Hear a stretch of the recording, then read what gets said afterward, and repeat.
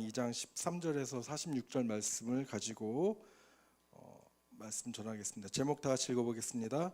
악인들에게 임한 여호와의 심판.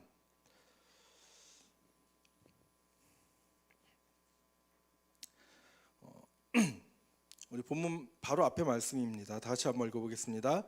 다윗이 그의 조상들과 함께 누워 다윗성에 장사되니 다윗이 이스라엘 왕이 된 지 40년이라 헤브론에서 7년 동안 다스렸고 예루살렘에서 33년 동안 다스렸더라. 솔로몬이 그의 아버지 다윗의 왕위에 앉으니 그의 나라가 심히 견고하니라.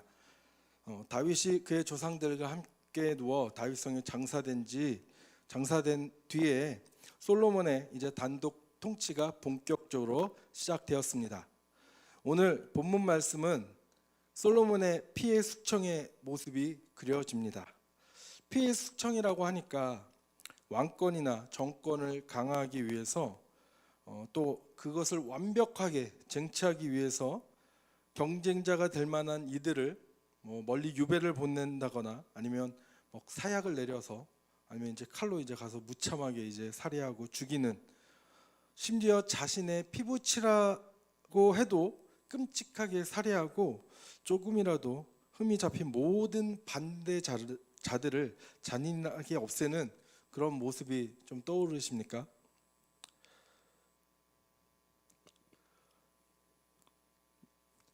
그 전에 뭐라고 써져 있죠? 김이박. 뭐일 것 같아요? 우리나라 대표적인 성씨입니다. 이 세 개 성씨가 가장 많다 그러죠. 이 세 개의 성씨의 공통점은 모두 왕족의 성씨라는 점입니다. 김씨와 박씨는 신라 왕족의 성씨였고요, 이 씨는 조선 왕족의 성씨였습니다. 신라와 조선은 이 한반도에서 단일 왕국이라는 통일 왕국으로 500년 이상을 통치했다는 그런 공통점이 있습니다. 그런데 신라와 조선과 마찬가지로 이런 단일 왕국으로 500년 가까이 통치한 나라가 하나가 더 있는데요, 바로 고려입니다. 고려의 왕족들의 성씨는 왕씨입니다. 왕씨, 개성 왕씨. 그러나 우리나라의 왕씨는 그 성씨 순위에 50위 안에도 들지 않습니다. 왜 그럴까요? 바로 조선이 고려를 멸하고 고려의 개성 왕씨들을 대대적으로 숙청하였기 때문입니다. 이것을 고려 왕씨 멸족 사건이라고 학자들은 부르고 있습니다. 그래서 이 멸족 사건을 피해서 성씨를 바꿔 살아남은 자들도 있습니다. 한문 그 왕자에 지붕을 이렇게 씌우면은 전자가 되거든요. 그래서 전씨로 이렇게 성을 바꾼다거나 아니면 전혀 다른 성, 아니면 옥씨나 이런 성으로 이렇게 자기의 성을 바꿔서 살아남은 사람들이 있습니다. 현재 우리나라의 전씨는 19번째로 많다고 하는데요.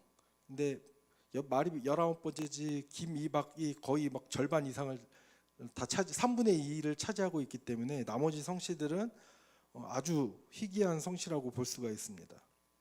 이런 이유에서 고구려의 그 왕족의 성씨인 고씨나 백제의 부여씨, 보통 이제 여씨라고 하는데 이 여씨도 희귀 성씨가 된 것입니다. 그러니까 나라가 이제 멸망하게 하고 나서 이제 상대 그 통치하게 된 왕족들이 왕이 그 불씨들을 이제 제거하는 거죠. 완전히 그 불씨들을 완전히 꺼뜨리기 위해서 그렇게 이제 상관도 없었던 그런 시족까지도, 그 시의 사람들까지도, 아이들까지도 싸그리 다 죽이는 그런 잔인한 모습들이 우리나라 역사뿐만 아니라 전 세계 역사를 통해서 나타나기 때문입니다. 그럼 솔로몬이 이제 이렇게 왕이 되고 여러 명들의 자기 어떻게 보면 반대파들을 이렇게 한 명씩 죽여나가는 것, 과연 솔로몬도 그러한 목적에서 그들을 죽여나갔을까요?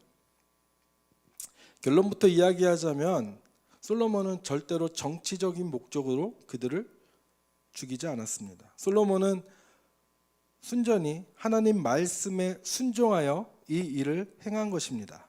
즉 하나님의 뜻대로 악인들을 심판한 것이죠.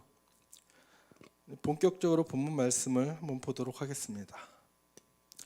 다윗이 죽은 후 얼마 되지 않은 때에 왕위를 찬탈하려고 시도하였던 아도니아가 이제는 태우가 된 밧세바를 갑자기 찾아왔습니다. 밧세바로서는 경계심을 갖지 않을 수 없었겠죠. 그래서 아도니아의 그 방문 목적에 대해서 화평의 목적으로 왔느냐고 한번 떠보는 질문을 하게 됩니다. 말씀 읽어보겠습니다. 핫깃의 아들 아도니아가 솔로몬의 어머니 밧세바에게 나아온지라. 밧세바가 이르되 내가 화평한 목적으로 왔느냐. 대답하되 화평한 목적이니이다. 그리고 바로 아도니아는 밧세바에게 한 가지 청을 합니다. 그 요구란 다윗의 말년, 다윗의 치료 목적으로 다윗의 침상에서 시종을 들던 수넴 여자 아비삭을 자신의 처로 삼을 수 있게 내어달라는 얘기였습니다. 한번 읽어보겠습니다. 그가 이르되 당신도 아시는 바이거니와 이 왕위는 내 것이었고 온 이스라엘은 다 얼굴을 내게로 향하여 왕으로 삼으로 하였는데 그 왕권이 돌아가 내 아우의 것이 되었음은 여호와께로 말미암음이니이다. 이제 내가 한 가지 소원을 당신에게 구하오니 내 청을 거절하지 마옵소서. 밧세바가 이르되 말하라. 자, 여기서 보면 아도니아가 아직도 정신을 차리지 못하고 있음을 볼 수가 있습니다. 뭐라고 합니까? 이 왕위는 원래 내 것이었다고 하죠. 이거 성경 원문을 보면은 내 것이다라고 하는 말이 문장 제일 앞에 나와 있습니다. 즉 내 것이라는 것에 더욱더 크게 강조를 하고 있다는 것이죠. 그런데 온 이스라엘은 다 얼굴을 내게로 향하여 나를 왕으로 삼으로 하였다라고 합니다. 근데 이 말은 참인가요? 거짓인가요? 거짓이죠. 모든 이스라엘 백성들이 자기를 왕으로 삼으려고 했던 것은 아니죠. 일부의 지지층만 그랬음에도 불구하고 교묘한 이렇게 좀 거짓말로서 그 말을 합니다. 즉 원래는 내 것인데 백성들도 백성들의 뜻도 나에게 있었는데 단 한 분 여호와 하나님만 내게 뜻이 있지 않았고 솔로몬에게 있었으므로 즉 여호와 하나님이 내 왕위를 뺏어서 솔로몬에게 주었다라는 그런 말을 하는 것입니다. 이는 어떻게 보면은 이제 밧세바에게 좀 동정심을 얻고자 하는 어떻게 보면 그런 좀 밑밥을 깐 거죠. 그래서 밧세바가 자신의 청하는 것을 그 요구를 반드시 들어달라고 들어주게끔 하기 위한 그런 목적에서 이런 말을 한 것 같습니다. 17절 말씀입니다. 그가 이르되 청하건대 솔로몬 왕에게 말씀하여 그가 수넴 여자 아비삭을 내게 주어 아내를 삼게 하소서. 왕이 당신의 청을 거절하지 아니하리이다. 아멘. 수넴 여자 아비삭을 아내로 달라는 이러한 간청은 아도니아가 단지 그 아비삭의 미모를 탐냈기 때문만은 아닙니다. 아도니아의 이런 요구는 궁극적으로 왕위를 노리는 행동이었습니다. 왜냐하면 아비삭은 비록 다윗과 동침하지는 않았지만 사실상 그의 후궁으로 간주되었던 사람이었거든요. 그런데 페르시아 제국을 비롯한 고대 근동에서는 이 선왕의 첩, 즉 후궁을 아내로 삼음으로써 후왕이 자신의 왕위를 널리 인정받는 그런 관습이 있었습니다. 이런 맥락에서 압살롬도 백성들의 목전에서 다윗의 후궁들과 동침함으로써 왕권 쟁취를 널리 선언한 것이죠. 사무엘하 말씀입니다. 압살롬이 아히도벨에게 이르되 너는 어떻게 행할 계략을 우리에게 가르치라 하니 아히도벨이 압살롬에게 이르되 왕의 아버지가 남겨두어 왕궁을 지키게 한 후궁들과 더불어 동침하소서. 그리하면 왕께서 왕의 아버지가 미워하는 바 됨을 온 이스라엘이 들으리니 왕과 함께 있는 모든 사람의 힘이 더욱 강하여지리라 하니라. 계속해서 읽겠습니다. 이에 사람들이 압살롬을 위하여 옥상에 장막을 치니 압살롬이 온 이스라엘 무리의 눈앞에서 그 아버지의 후궁들과 더불어 동침하니라.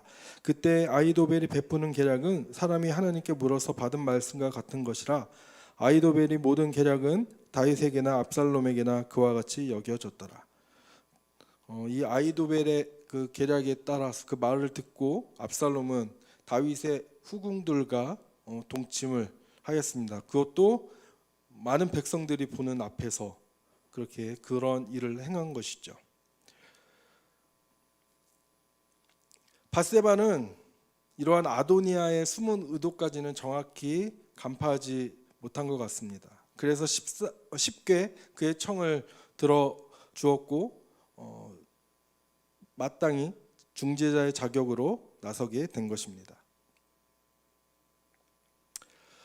읽겠습니다. 밧세바가 이르되 좋다, 내가 너를 위하여 왕께 말하리라. 밧세바가 이에 아도니아를 위하여 말하려고 솔로몬 왕에게 이르니 왕이 일어나 영접하여 절한 후에 다시 왕좌에 앉고 그의 어머니를 위하여 자리를 베푸니 그가 그의 오른쪽에 앉는지라. 아멘.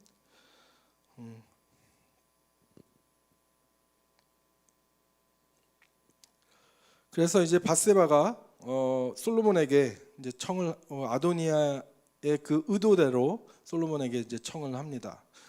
솔로몬은 어머니에게 어떠한 청을 하셔도 내가 들어주겠습니다라고 또 이제 약속을 하게 되죠. 한번 읽겠습니다.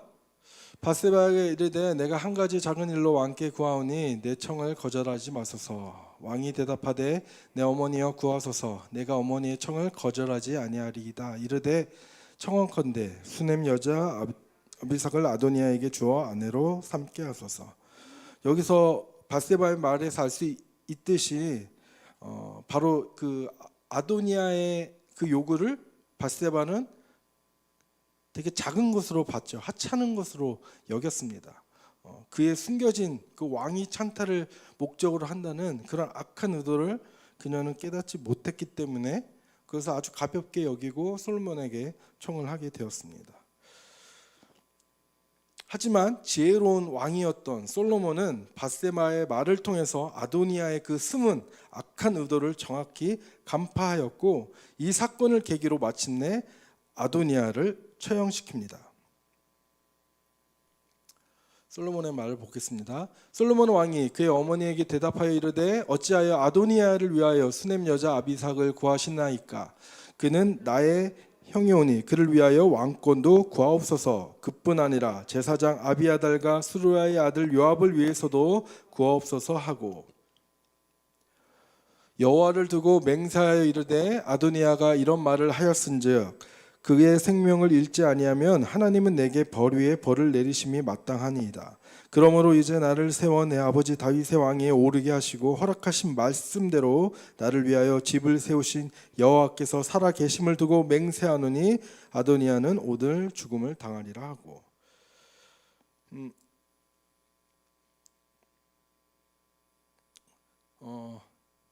아도니아 이 사건을 계기로 아도니아를 이제 처형을 시키죠. 그런데 그 이유는 솔로몬이 아도니아에게 1장 52절에서 말한 대로 그에게 악한 것이 보이면 죽이겠다라고 하는 그 말씀을 응하게 하는 말씀이었습니다. 한번 읽어보겠습니다. 솔로몬이 이르되 그가 만일 선한 사람일진데 그의 머리털 하나도 땅에 떨어지지 아니하려니와 그에게 악한 것이 보이면 죽으리라 하고 이것은 이제 열왕기상 1장 말씀은 아도니아가 자신의 반역을 실패하고 나서 이제 솔로몬을 두려워하고 솔로몬에게 자신의 목숨을 구걸하 했을 때 자신을 죽이지 말아달라고 했을 때 솔로몬이 이렇게 얘기합니다. 내가 죽이지는 않겠다. 하지만 다시는 그 악한 마음을 품지 말아라. 다시는 왕권을 가지려고 도전하지 말아라. 그렇지 않으면 너는 영원히 살 테고 그렇지 않으면 만약 너가 악한 그 마음을 품고 반역을 꾀한다면 왕권을 다시 찬탈하려고 시도를 한다면은 반드시 그것으로 인해서 죽을 것이다라고 조건부로 약속을 하게 됩니다. 아도니아는 이제 많은 정말 인간적인 그런 꾀를 내어서 정말 솔로몬이 알 수 없을 거라고 생각을 했지만 지혜로웠던 솔로몬은 그와 같은 마음을 간파하게 되었고 그 즉시 아도니아를 처형에 처한 것입니다. 아도니아는 다윗의 유언에 나오는 그런 숙청 제거 대상은 아니었죠. 이것은 아들을 사랑한 아버지의 마음이 담겨 있는 것이라고 볼 수도 있고요. 아도니아는 왕이 찬탈 시도가 실패로 돌아가자 바로 솔로몬을 두려워하여 제단으로 들어가서 제단불을 잡는 일이었습니다. 한번 읽겠습니다. 아도니아도 솔로몬을 두려워하여 일어나 가서 제단불을 잡으니. 이 제단불은 번제단의 네 모퉁이에 튀어나온 돌기 부분인데요. 제사를 드릴 때 여기에 짐승을 매달기도 하고 또 희생 제물에 그 피를 바르기도 했다고 합니다. 그리고 성경에서 이 뿔은 주로 힘과 능력을 상징하는데, 그래서 제단의 뿔은 하나님께로부터 임하는 힘과 능력을 상징합니다. 더불어 그런 하나님의 힘과 능력으로 약자와 또한 억울한 자와 죄인을 보호하시는 하나님의 은혜를 상징하였습니다. 따라서 이 제단뿔을 잡는다는 것은 하나님의 은혜와 보호를 호소하는 그런 상징적인 행동으로 일종의 도피처의 역할을 했던 것이죠.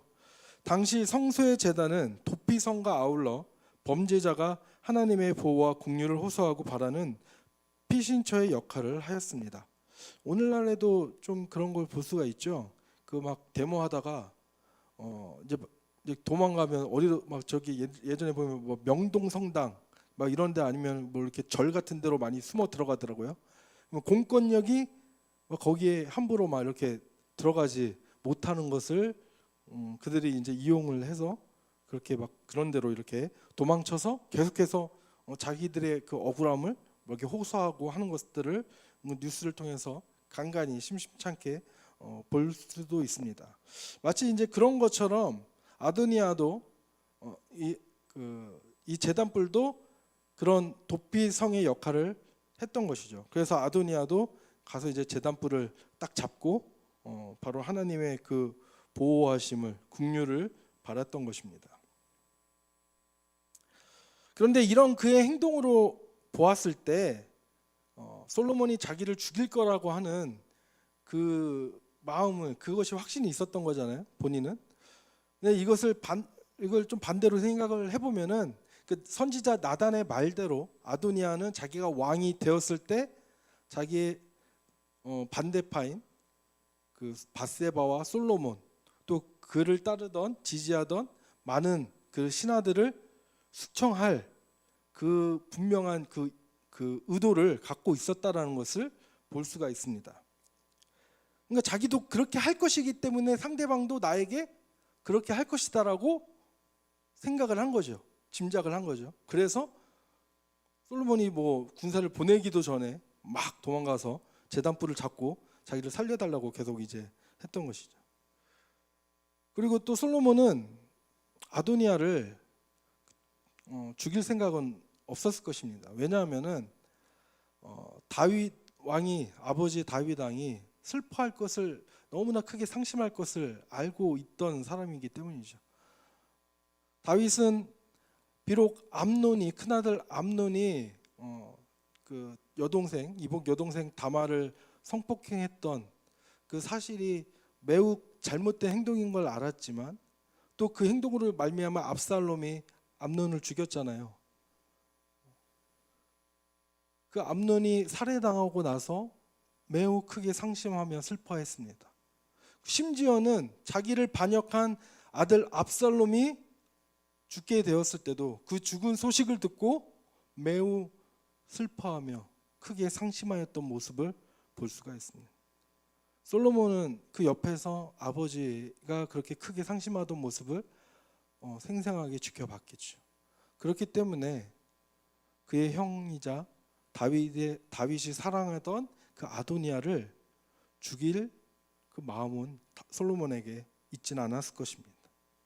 하지만 아도니아는 자신의 그 어리석음으로 인해서 짐짓 솔로몬을 두려워했던 것이죠.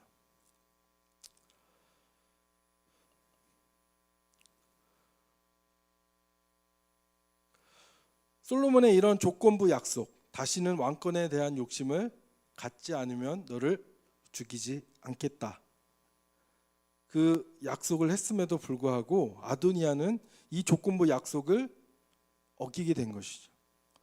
그 결과로 바로 죽음을 맞이한 것입니다. 왕권 경쟁에서 밀려나 정치적인 그 이유로 억울한 죽음을 맞이한 것이 아니라 바로 아도니아 개인의 그 악한 욕심으로 인해서 그는 죽게 된 것입니다. 뒤를 이어서 제사장 아비아달의 처분에 대한 이야기가 26절, 27절 나옵니다. 한번 읽어보겠습니다. 왕이 제사장 아비아달에게 이르되 내 고향 아나도스로 가라. 너는 마땅히 죽을 자이로되 내가 내 아버지 다윗 왕에서 주 여호와의 궤를 메었고 또 내 아버지가 모든 환난을 받을 때에 너도 환난을 받았은즉 내가 오늘 너를 죽이지 아니하노라 하고 아비아달을 쫓아내어 여호와의 제사장 직분을 파면하니 여호와께서 실로에서 엘리의 집에 대하여 하신 말씀을 응하게 함이더라.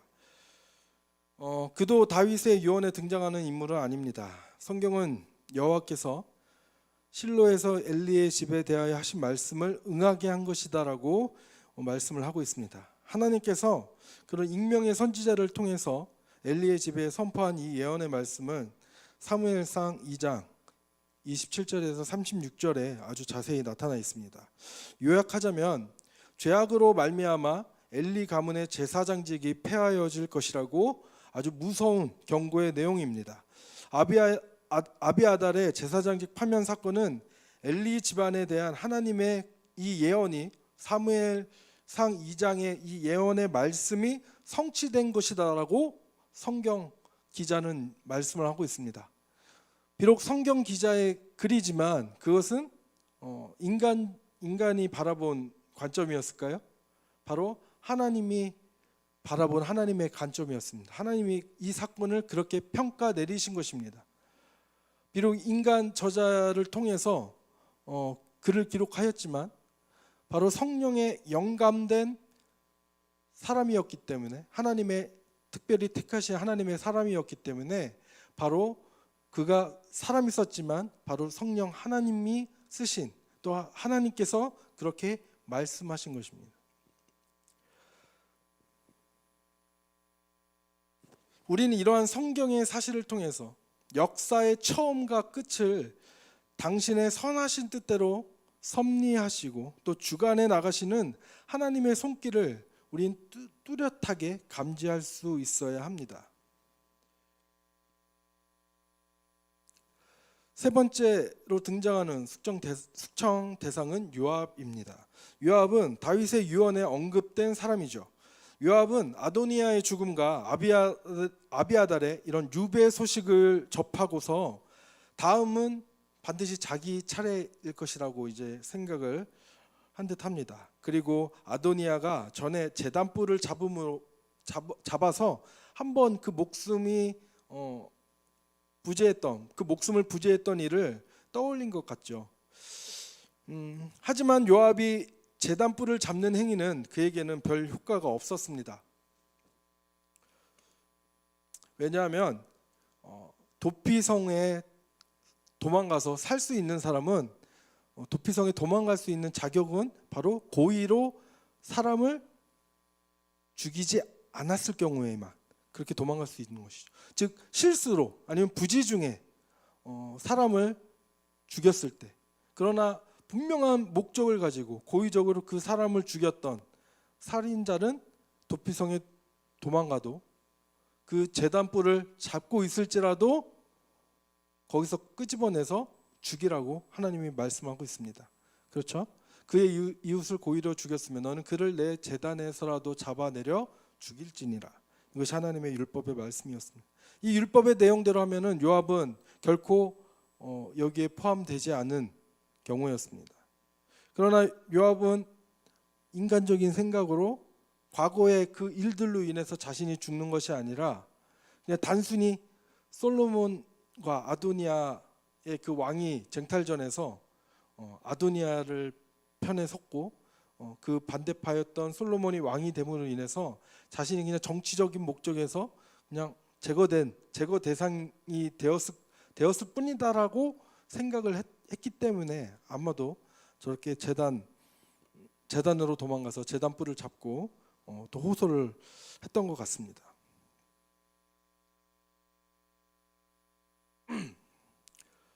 그러나 솔로몬은 다윗의 유언대로 그가 태평 시대, 즉 전쟁의 샬롬의 때 전쟁의 피를 흘린 까닭으로 그를 죽인 것입니다.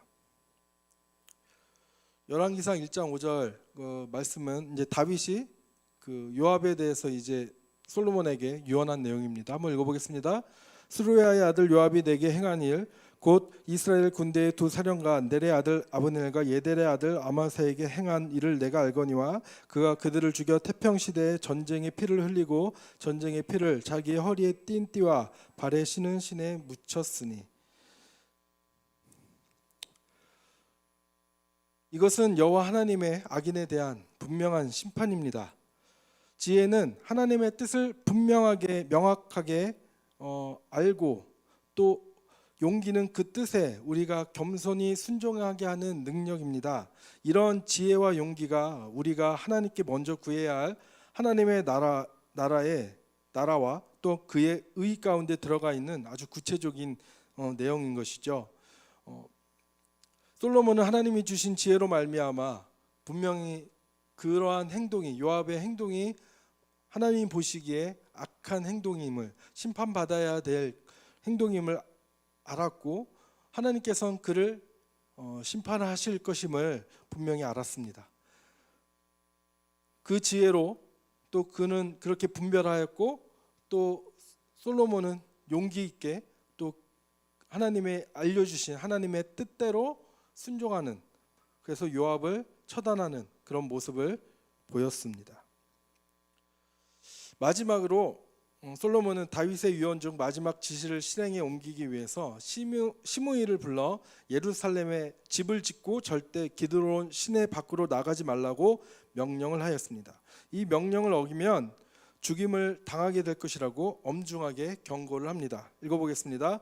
왕이 사람을 보내어 시므이를 불러서 이르되 너는 예루살렘에서 너를 위하여 집을 짓고 거기서 살고 어디든지 나가지 말라. 너는 분명히 알라. 내가 나가서 기드론 시내를 건너는 날에는 반드시 죽임을 당하리니 내 피가 내 머리로 돌아가리라. 그리고 시므이는 그렇게 하겠다고 왕 앞에 약속을 합니다. 읽어보겠습니다. 시므이가 왕께 대답하여 이 말씀이 좋사오니 내 주 왕의 말씀대로 종이 그리 하겠나이다 하고 이에 날이 오래도록 예루살렘에 머무르니라. 그 말씀을 분명히 시므이도 좋게 여겼다고 성경 말씀하고 있죠. 그리고 여러 날이 흘렀습니다. 몇 년이 흘렀냐면 3년이 지났습니다. 읽어보겠습니다. 3년 후에 시므이의 두 종이 가드왕 마아가의 아들 아기스에게도 도망하여 간지라 어떤 사람이 시므이에게 말하여 이르되 당신의 종이 가드에 있나이다. 아마 이 종들이 이 시므이에게 이제 불만이 있었겠죠. 그래서 몰래 이 두 명의 종이 시므이의 집을 떠나서 저 멀리 이웃 나라로 도망을 갔습니다. 이 종들도 알고 있었을 것입니다. 기드론 시내를 떠나면은 강가를 건너면 시므이가 솔로몬 왕에게 반드시 죽음을 당할 걸 알고 있었기 때문에 아마 자기들을 쫓아오지 못할 것이라고 생각을 했던 것 같습니다. 그러나 시므이는 그 종들을 찾으려고 예루살렘을 떠납니다. 읽어보겠습니다. 시므이가 그 종을 찾으려고 일어나 그의 나귀의 안장을 지우고 가드로 가서 아기스에게 나아가 그의 종을 가드에서 데려왔더니, 그러자 이제 어떤 결과가 되었겠습니까? 계속 읽겠습니다. 왕이 사람을 보내어 시므이를 불러서 이르되 내가 너에게 여호와를 두고 맹세하게 하고 경고하여 이르기를 너는 분명히 알라. 내가 밖으로 나가서 어디든지 가는 날에는 죽임을 당하리라 하지 아니하였느냐. 너도 내게 말하기를 내가 들은 말씀이 좋으니이다 하였거늘 내가 어찌하여 여호와를 두고 한 맹세와 내가 내게 이른 명령을 지키지 아니하였느냐. 아멘. 시므이가 이 솔로몬의 이 말을 어긴 것은 단순히 왕의 명령만을 어긴 것이 아닙니다. 바로 여기 보면 맹세하게 했다고 했죠. 누구의 이름으로? 여호와의 이름으로, 여호와를 두고 맹세하게 했습니다. 여호와의 이름으로 내가 이 명령을 너가 지키지 않으면 내가 반드시 죽이겠다라고 그렇게 말을 한 것이죠. 시므이가 그 명령을 어긴 것은 단순히 솔로몬 왕의 명령만을 어긴 것이 아니라 여호와 하나님의 말씀에도 불순종하는, 또 여호와를 무시하는 그런 교만한 행동이었던 것입니다. 계속해서 읽어보겠습니다. 왕이 또 시므이에게 이르되 내가 내 마음으로 아는 모든 악 곧 내 아버지께 행한 바를 내가 스스로 아나니 여호와께서 내 악을 내 머리로 돌려보내시리라. 그러나 솔로몬 왕은 복을 받고 다윗의 왕위는 영원히 여호와 앞에서 견고히 서리라 하고, 솔로몬은 시므이의 이러한 행동이, 이러한 죄악이 지금 현재 지은 그 죄뿐만이 아니라 과거에 다윗 왕에게 지었던 죄와 연결하고 있음을 볼 수가 있습니다.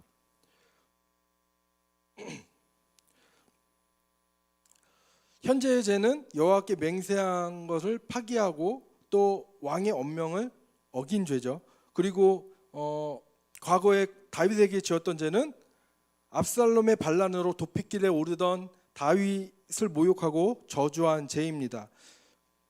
바로 이 죄의 성격은 상당히 일치하고 있습니다. 왜냐하면 시므이가 다윗을 저주했던 것은 왕을 능멸함과 동시에 여호와의 기름 부은 자를 모욕함으로써 하나님께 죄를 지은 것이기 때문입니다.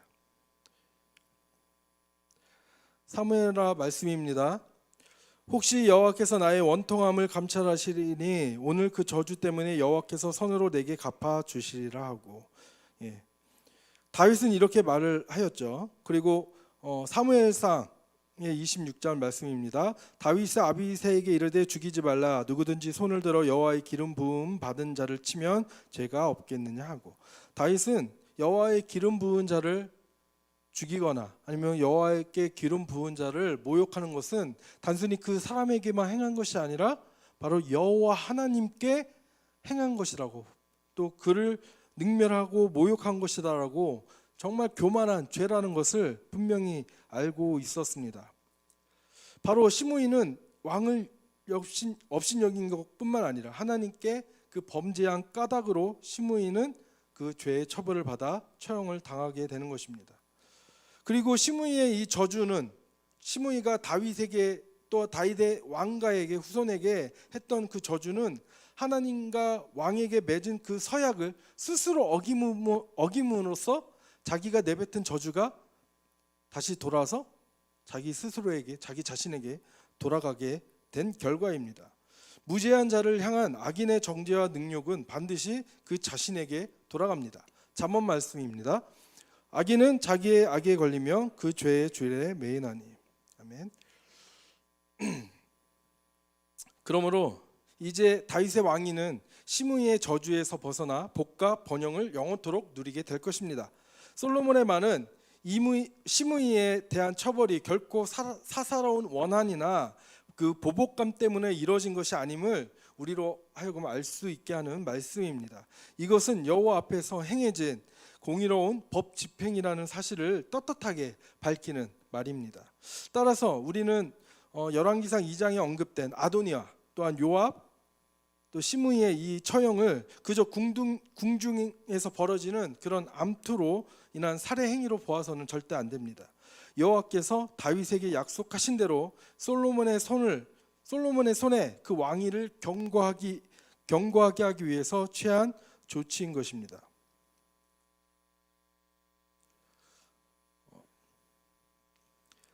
그래서 다윗 언약을 담고 있는 이 사무엘하 7장의 말씀에, 하나님의 약속의 말씀에 보면은 이 견고하다라는 동사가 3번이나 반복되어 강조하고 있음을 우리는 주목해야 합니다. 한번 읽어보겠습니다.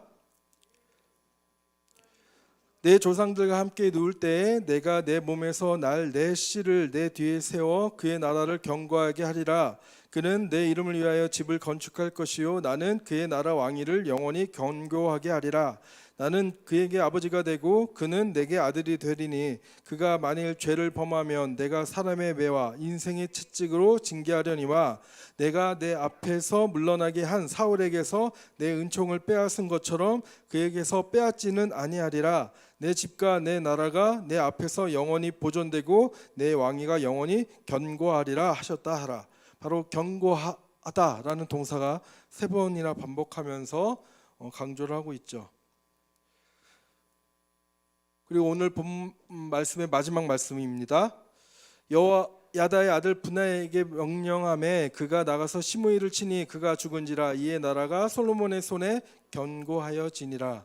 하나님의 이 언약의 말씀대로 솔로몬이 하나님의 뜻대로 순종하여서 하나님의 뜻을 위해서 그가 귀한 도구로 사용되었을 때 하나님은 그의 손을 더욱더 강하게 붙잡아 그의 나라를, 하나님의 나라를 견고하게 하셨습니다. 바로 하나님의 그 약속을 지키시는 하나님의 모습을 볼 수가 있습니다.